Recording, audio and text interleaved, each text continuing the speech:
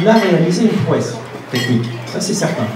C'est-à-dire que personne avant lui n'avait réussi à faire la synthèse chimique d'un morceau d'ADN aussi long.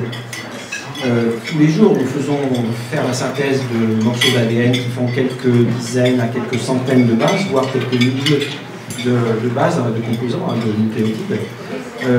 Ça, c'est un classique.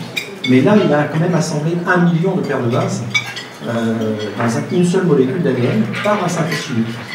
Et donc ça, c'est remarquable. Donc les paires de base, c'est un peu l'unité de l'ADN. Hein, c'est-à-dire que ça nous donne une idée de la longueur du chromosome, en quelque sorte, qu'il a réussi à faire. Voilà. Quand vous nous donnez le nombre de paires de bases. Voilà. C'est un peu l'unité de longueur. 1 million de paires de bases, c'est la taille du génome d'un petit génome bactérien. Et d'ailleurs, il a introduit dans une bactérie, et pour être précis, c'est un mycoplasme, une petite bactérie qui a un petit génome, effectivement, et qui était une cousine extrêmement proche de celle dont il a copié l'ADN.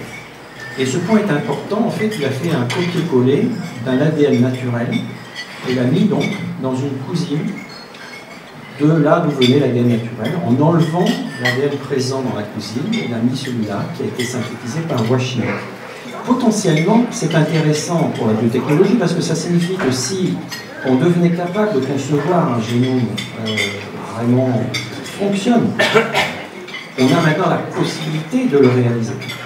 Et là, ce qui est bizarre, c'est qu'en fait, c'est la conception qui fait défaut. Ils ont fait un copier-coller. Donc, potentiellement, c'est intéressant.